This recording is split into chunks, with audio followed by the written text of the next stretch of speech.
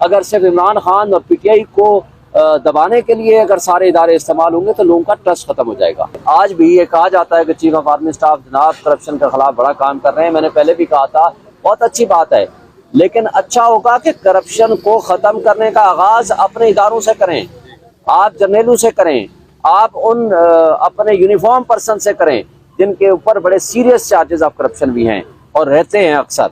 तो इसलिए अगर वहां से शुरू करेंगे तो लोग आपके ऊपर एतमाद करेंगे। और दूसरी बात यह है कि इदारे आज जो कि नैब है या बाकी इदारे हैं, वाकई करप्शन के खिलाफ कुछ करना चाहते हैं तो ये ओपन एंड शट केसेस हैं। फिर डॉक्टर रिजवान की तरह उन गवाहों को मारना ना शुरू कर दें, फिर आप मखसूद चपरासियों को मारना ना शुरू कर दें, फिर इसके ऊपर वाकई तहकीक करें और जो करप्शन में मुलव्वस है उसके खिलाफ प्रोसीड करें। नवाज शरीफ और जहांगीर तरीन, जो कि जहांगीर तरीन को नवाज शरीफ वाले पहले ATM मशीनें कहा करते थे इमरान खान की, अब वो उनके साथ इस तरह शीरो शकर हैं कि जैसे वो बस अलीम खान और जहांगीर तरीन से ज़्यादा फरिश्ता आदमी कोई नहीं रहा, क्योंकि वो भी PMLN की तरह वोट को इज्जत दो तो उन्होंने कभी की नहीं, वोट को इज्जत दो का नारा उठाया हुआ है और इस्तेकाम पार्टी किंग्स पार्टी के तौर पर अब उनके दरमियान भी अब मुकाबला शुरू हो गया। आपने देखा इस्तेकाम पाकिस्तान पार्टी वाले भी गुफ्तगू करना शुरू हो गए, उनको भी ज़बानें मिल गई हैं, इसलिए कि उन्होंने किंग्स पार्टी बनवा तो ली इस्तेकाम पार्टी, लेकिन अब वोटर कहाँ से लाएं? अब मुकाबला उनके दरमियान है आपस में, क्या इस्तेकाम है पाकिस्तान पार्टी किंग्स पार्टी तस्वर होगी या मुस्लिम लीग नून किंग्स पार्टी तस्वर होगी। अब दोनों एक दूसरे से आगे बढ़ने के लिए वो एक दूसरे के साथ मुकाबला आराई पे उतरे हुए हैं कि कौन पहले बूट पॉलिश करता है। अब हम आगे आते हैं दूसरे एस्पेक्ट की तरफ, इसका फायदा किसको होगा? देखें, इमरान खान को तो ना फायदा है ना नुकसान है। इमरान खान ने तो देखें नैब लॉ के तहत मुस्तकिल कहा गया कि जी ये जो अमेंडमेंट्स आई है इसका फायदा इमरान खान को होगा। इमरान खान ने कहा मुझे फायदे नुकसान से नहीं, मैं करप्शन के खिलाफ हूँ। जिसने करप्शन की है उसको सजा मिलनी चाहिए, जिसने जुर्म किया है। इन्होंने क्या किया, आपको देखा 3 काम इन्होंने किए। आते साथ ECL से अपने नाम निकाले, जिसको सुप्रीम कोर्ट ने सो मोटो नोटिस लिया। नैब लॉ को उन्होंने तरमीम की किसके जरिए? लॉ मिनिस्टर के जरिए। जो लॉ मिनिस्टर वो हैं जो शरीफ फैमिली के वकील थे, और पार्लियामेंटेरियंस ने अपने केस रखे सामने, हाँ जी कौन सी शेख हमारे केस के साथ हिट कर रही है वो शेख तब्दील कर लो। दूसरा केस रखा, उसमें जो शेख आ रही है उसको तब्दील कर लो। और वो सारे 1100 अरब रुपए के जो करप्शन चार्जेस थे वो अपने आप को बरी करा लिया। बहरहाल सुप्रीम कोर्ट ने जाते जाते उसमें बड़ा अच्छा फैसला किया, उसके अंदर वो जो बेनिफिट उनको दे दिया है एटलीस्ट एक लिहाज से कि जी वो नैब लॉ सारे के सारे रेस्टोर हो जाएंगे। अब ये प्रोसिक्यूशन पे डिपेंड करता है कि वाकई सही मानों में इदारे अगर सिंसियर हैं, अगर इदारे। अब मुझे कल एक दोस्त बता रहे थे कि जितनी करप्शन मौलाना फजलुर रहमान और उसकी पार्टी के लोगों ने की है, उनके मिनिस्टर्स ने की है, हर हाउसिंग मिनिस्ट्री हमेशा उनके पास रही है, जितनी करप्शन उन्होंने की है भाई उस पर तहकीकात करें ना। इससे टीवी में बैठ के या बाहर से बातें आती हैं तो भाई उस पर तहकीकात करें कि ये पैसे कहाँ से आते हैं इनके। तो नैब अगर खामोश होगा, अगर सिर्फ इमरान खान और पीटीआई को दबाने के लिए अगर सारे इदारे इस्तेमाल होंगे तो लोगों का ट्रस्ट खत्म हो जाएगा। इस केस के हवाले से देखें, जो एक बेनिफिट नवाज शरीफ और जहांगीर तरीन को मिल सकता था वो था ओनली टू दी एक्सटेंट के वो बैक डेटेड अपीलें फाइल कर सकते थे, लेकिन वो चीज़ खत्म हो गई है। अब अगर जो 184(3) की प्रोसीडिंग्स होंगी उसके अंदर एक अच्छा लॉ बन गया है, मैं समझता हूँ। ये चूँकि हमारी राय तो ये थी कि ये आइन में तब्दीली के जरिए होता, लेकिन अब चूँकि सुप्रीम कोर्ट ने उसको रेक्टिफाई कर दिया है, मैं समझता हूँ कि इसका फायदा होगा कि जिसके खिलाफ भी कोई ऑर्डर पास हो तो इसको एक राइट ऑफ अपील एक मिल जाएगा।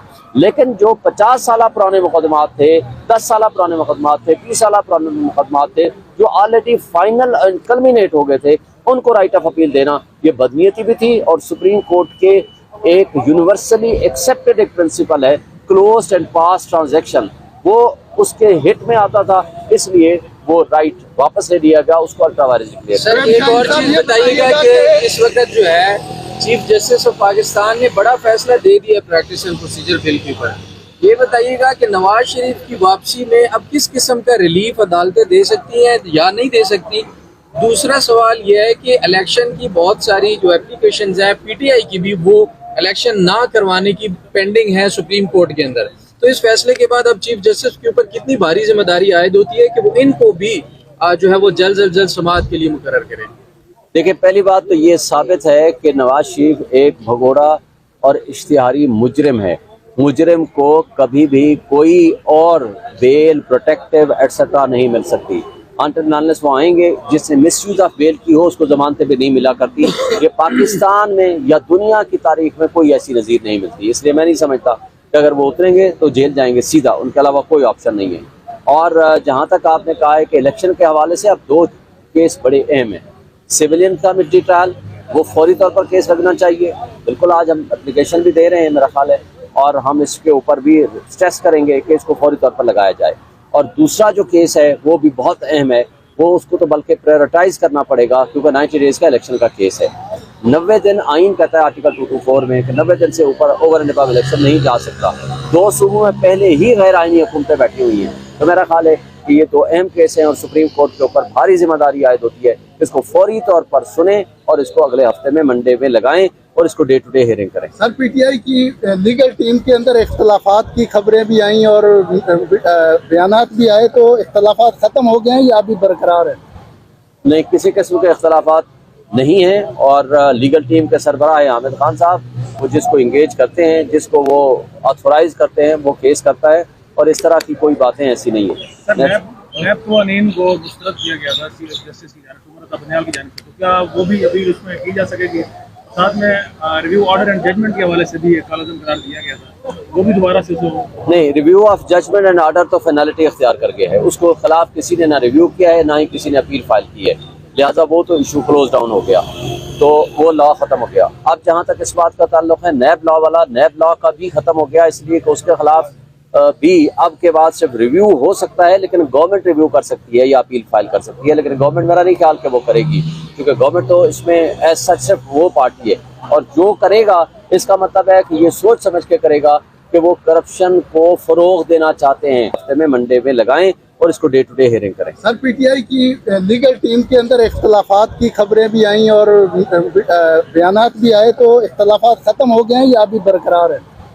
नहीं, किसी किस्म के इख्तलाफात नहीं है। और लीगल टीम के सरबराह है हामिद खान साहब, वो जिसको इंगेज करते हैं, जिसको वो ऑथोराइज करते हैं, वो केस करता है, और इस तरह की कोई बातें ऐसी नहीं है। नैब कवानीन को मुस्तरद किया गया था जस्टिस की जानिब से, उमर बनियाल की जानिब से, तो क्या वो भी अभी उसमें की जा सकेगी? साथ में रिव्यू ऑर्डर एंड जजमेंट के हवाले से भी एक कालजम करार दिया गया था, वो भी दोबारा से नहीं, review of judgment and order तो फाइनलिटी इख्तियार कर गया है। उसको खिलाफ किसी ने ना रिव्यू किया है, ना ही किसी ने अपील फाइल की है, लिहाजा वो तो इशू क्लोज डाउन हो गया, तो वो लॉ ख़त्म हो गया। अब जहाँ तक इस बात का ताल्लुक है नैब लॉ वाला, नैब लॉ का भी ख़त्म हो गया, इसलिए कि उसके खिलाफ भी अब के बाद सिर्फ रिव्यू हो सकता है, लेकिन गवर्नमेंट रिव्यू कर सकती है या अपील फाइल कर सकती है। लेकिन गवर्नमेंट मेरा नहीं ख्याल कि वो करेगी, क्योंकि गवर्नमेंट तो इसमें एज सच सिर्फ वो पार्टी है, और जो करेगा इसका मतलब है कि ये सोच समझ के करेगा कि वो करप्शन को फरोग देना चाहते हैं।